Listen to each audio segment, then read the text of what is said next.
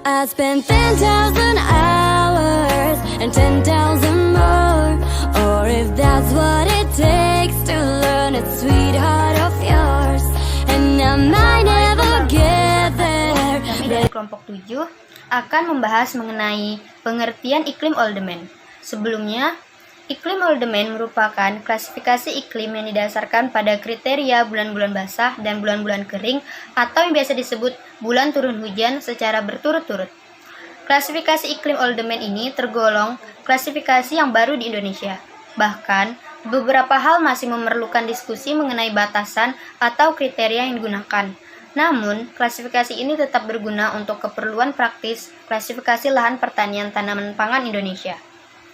Oldeman membuat sistem baru di dalam klasifikasian iklim yang dihubungkan dengan pertanian menggunakan unsur iklim hujan. 1. Kriteria iklim Oldeman. Bulan basah merupakan bulan dengan curah hujan yang mempunyai rata-rata curah hujan lebih dari 200 mm di atas permukaan laut.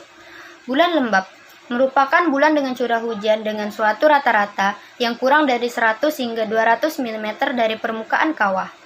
Bulan kering merupakan bulan dengan curah hujan yang memiliki sebuah rata-rata kurang dari 100 sampai 200 mm dari permukaan tanah.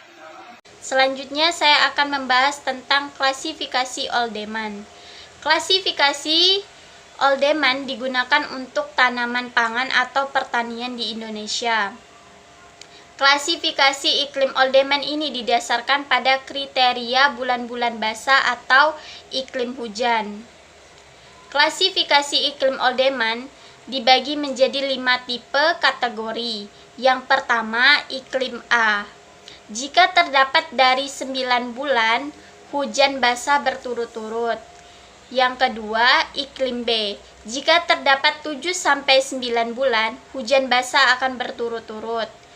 Yang ketiga, iklim C. Jika terdapat 5-6 bulan hujan basah akan berturut-turut. Yang keempat, iklim D. Jika terdapat 3-4 bulan hujan basah akan berturut-turut. Yang kelima, iklim E. Jika terdapat kurang dari 3 bulan hujan basah akan berturut-turut. Selanjutnya membahas tentang metode dan penerapan iklim Oldeman. Klasifikasi iklim ini diarahkan kepada tanaman padi dan palawija. Dibandingkan dengan metode lainnya, metode ini sudah lebih maju karena sekaligus memperhitungkan unsur cuaca seperti radiasi matahari dikaitkan dengan kebutuhan air tanaman. Iklim Oldeman membuat sistem baru dalam klasifikasi iklim yang dihubungkan dengan pertanian menggunakan unsur iklim hujan.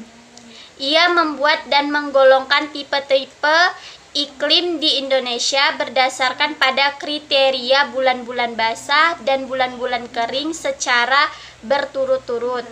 Kegunaannya untuk melaksanakan kegiatan pertanian seperti penentuan pemulaan masa tanaman.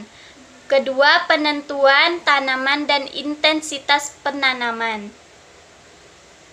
Sebenarnya saya akan menjelaskan tentang zona agroklimat Oldeman. Zona agroklimat adalah pembagian daerah iklim dengan pengaruhnya terhadap pertanian. Oldeman mengeluarkan penjabaran tiap-tiap tipe agroklimat sebagai berikut. 1. Zona A1-A2.